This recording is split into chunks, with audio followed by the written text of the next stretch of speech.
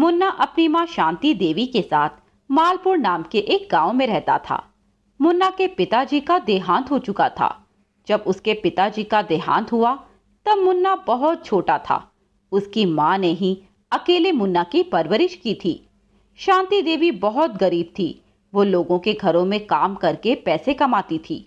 लोगों के घरों में काम करके शांति देवी को जो पैसे मिलते वह उससे अपना घर चलाती और मुन्ना को पढ़ाती भी थी। उसने मुन्ना को बड़े दुख उठाकर पाला था। आज मुन्ना 20 साल का हो गया था और उसकी माँ बूढ़ी हो गई थी, लेकिन अब भी वह मुन्ना का पूरा ख्याल रखती थी। मुन्ना सरपंच के खेतों में काम करता था और अपना घर चलाता था। वो अपनी माँ से बहुत प्यार करता था।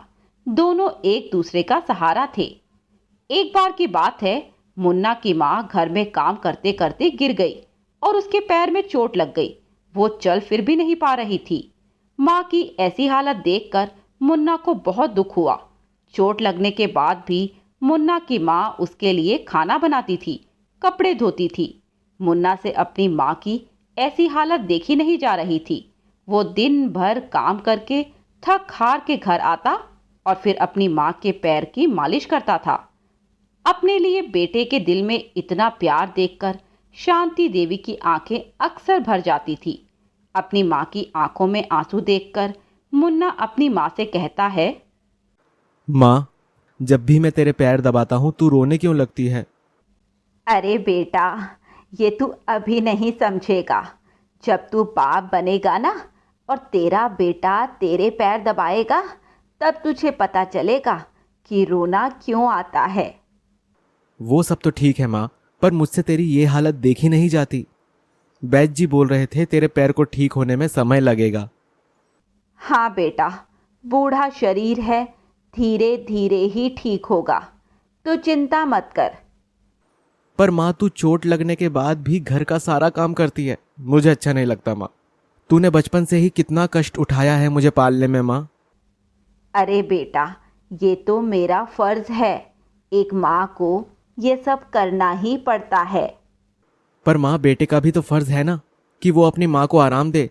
और माँ, मैं तो तुझे कुछ भी नहीं दे पाता, ना आराम और ना ही कोई सुख। हम गरीबों का जीवन भी कितना बेकार होता है। अरे बेटा, तू क्यों अपना मन छोटा कर रहा है? तेरे जैसा बेटा जिसका हो वो गरीब कहाँ। और मुझे कुछ नहीं चाहिए बेटा। और एक बात बता, ये क्या कम है कि हम दोनों एक दूसरे के साथ हैं, एक दूसरे से इतना प्यार करते हैं। पैसे का क्या है, वो तो आता जाता रहता है। पर माँ, तू बता, मैं तेरे लिए क्या करूं जिससे मुझे भी कुछ लगे कि मैं तेरे लिए कुछ कर पा रहा हूं। अरे बेटा, आज तुझे क्या हो गया है? चल अब जा, सो जा, बहुत रात हो गई है। अगले दिन मुन्ना के माँ के पैर में बहुत तेज दर्द होने लगा और वह दर्द से करहाने लगी।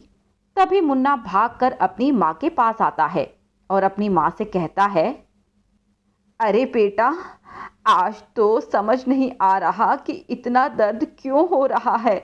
आज तो मैं उठ भी नहीं पा रही। तू एक काम कर, वैद्य जी को बुला ला। कुछ दवा देंगे तो थोड़ा आराम मिल जाएगा। ठीक है माँ, अभी जाता हूँ। कुछ देर बाद मुन्ना वैद्य जी के घर पहुंच जाता है और वैद्य जी को अपने घर की ओर ले चलता है। रास्ते में वैद्य जी मुन्ना से कहते हैं, देख बेटा, मुझे तुझे कहते हुए अच्छा तो नहीं लग रहा, पर मैं तुझे अब अंधेरे में नहीं रखना चाहता। क्या बात है वैद्य जी, आप क्या कहना चाहते हैं? देख बेटा, तेरी माँ का पैर अब कभी ठीक नहीं हो सकता, तो वो अब कभी कभी ही चल पाएगी। पर ऐसा क्यों वैद्य जी? देख बेटा, मैंने तेरी माँ को पहले भी कहा था कि उसे एक पैर पर जोर नहीं डालना है, पर तेरी माँ मेरी सुनती ही नहीं और दिन भर काम में लगी रहती है, पैर को आराम ही नहीं देती। अगर माँ आराम करे तो क्या वो ठीक हो जाएगी? हाँ बेटा, अगर 2 टाइम तेरी माँ के पैर की मालिश की जाए और उसे आराम दिया जाए तो वो ठीक हो सकती है, नहीं तो उम्र बढ़ने पर चोट और भी तकलीफ देगी। पर वैद्य जी, मैं भी माँ को काम करने से नहीं रोक पाता। वो तो बस दिन भर मेरे ही कामों में लगी रहती है। देख बेटा, अगर मेरी बात मान तो तू शादी कर ले और एक बहू ले आ अपनी माँ के लिए। मैं तेरी माँ को तेरे बचपन से देखता आ रहा हूँ, वो तुझे कभी तकलीफ में नहीं देख सकती।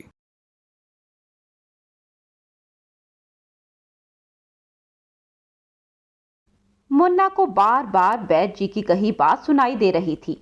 वो सोच रहा था कि कैसे वो अपनी माँ को आराम दे। फिर कुछ देर बाद उसकी माँ उससे कहती है, देख बेटा, तू मेरे लिए कुछ करना चाहता है ना, तो तू मेरे लिए एक बहू ले आ। उसके आने से मुझे पूरा आराम मिल जाएगा। पर माँ, अगर उसने तेरा ख्याल नहीं रखा तो? अरे नहीं बेटा, देख, तू भी तो मेरा कितना ख्याल रखता है ना, तो वो क्यों नहीं रखेगी? नहीं माँ, मैं शादी नहीं करना चाहता। मैं नहीं चाहता कि कोई तीसरा आकर मेरी माँ का काम और बढ़ाए। अरे बेटा, तू भी देख, बहू के आने से तुझे भी और मुझे भी बहुत आराम मिल जाएगा। हम दोनों का ख्याल रखेगी वो। नहीं माँ, तू आजकल की लड़कियों को नहीं जानती। उन्हें अपने अलावा किसी और का ख्याल रखना ही नहीं आता। अरे नहीं बेटा, तू कोई अच्छी सी लड़की ढूंढ ले, या फिर मैं ही किसी से बात करूं। ठीक है माँ, जैसा तू कहे। तू ही ढूंढ ले फिर अपने लिए बहू। फिर कुछ दिनों में मुन्ना की शादी दुलारी नाम की एक लड़की से हो जाती है। कुछ दिन तक तो सब कुछ ठीक रहा। दुलारी मुन्ना और उसकी माँ का ख्याल रखती थी, उनसे प्यार से बात करती थी। लेकिन फिर धीरे धीरे उसे लगने लगा कि मुन्ना उससे ज़्यादा अपनी माँ का ख्याल रखता है और अपनी माँ से ज़्यादा प्यार करता है। मुन्ना भी कुछ ऐसा ही कर रहा था। वह दिन रात बस अपनी माँ का ही गुणगान करता था। दुलारी को मुन्ना की ये बातें अच्छी नहीं लगती थी। एक दिन की बात है, मुन्ना किसी काम से कुछ दिनों के लिए शहर गया हुआ था। तो दुलारी ने सोचा कि यही सही समय है इस बुढ़िया को सबक सिखाने का। तो क्या था, शुरू हो गया गरीब बूढ़ी माँ के आंसुओं का बहना। अब तो रोज दुलारी कुछ न कुछ ऐसा करती जिससे मुन्ना की बूढ़ी माँ को परेशानी हो। एक बार की बात है, रात का समय था। मुन्ना की माँ के पैर में तेज दर्द होने लगा। वह दर्द से करहा रही थी, लेकिन दुलारी ने अनसुना कर दिया। वो आराम से सोती रही। आसपास के लोगों को भी यह सब सुनाई दे रहा था, लेकिन दुलारी को माँ की आवाज सुनाई नहीं दे रही थी। देखो तो कैसी बहू है, बेचारी सास दर्द से तड़प रही है, पर बहू रानी आराम से सो रही है। कितनी निर्दयी है। हाँ बहन, देखो तो, बेटा तो अपनी माँ पर जान छिड़कता है और बहू को देखो। और फिर बहुत देर तक करहाने की आवाज सुनकर दुलारी की आंख खुल जाती है और वह अपनी सास के पास आती है और कहती है, क्यों री बुढ़िया, क्यों रो रही है? खुद तो सोती नहीं, मुझे तो सोने दे। दिन भर काम करके मेरा तो बुरा हाल हो जाता है। तुझे क्या पता, तू तो आराम से बिस्तर पर पड़ी रहती है। अरे बेटी, तू क्या बोल रही है? आज से पहले तो तूने मुझसे ऐसे कभी बात नहीं की। वो तेरा राजा बेटा है ना, जो सारा दिन माँ माँ करता है, उसकी वजह से चुप रहती हूँ। पर अब नहीं रहूंगी, मैं थक गई हूँ तुम दोनों के नखरे उठा उठा के। देख बेटी, ऐसा मत बोल, मुझे दवा ला दे। वैद्य जी के पास जाके मुझे दवा ला दे, वरना ये दर्द तो मेरी जान ले लेगा। अच्छा ही होगा, कम से कम धरती पर से एक बोझ तो कम होगा। ऐसा मत बोल बेटी, तू भी तो कभी बूढ़ी होगी, तब की तब देखी जाएगी। और इतना कहकर वे सोने चली जाती है। मुन्ना की माँ खुद ही दर्द में उठकर वैद्य जी के घर जाती है और दवा लेकर आती है, और आते ही वह रोते रोते सो जाती है।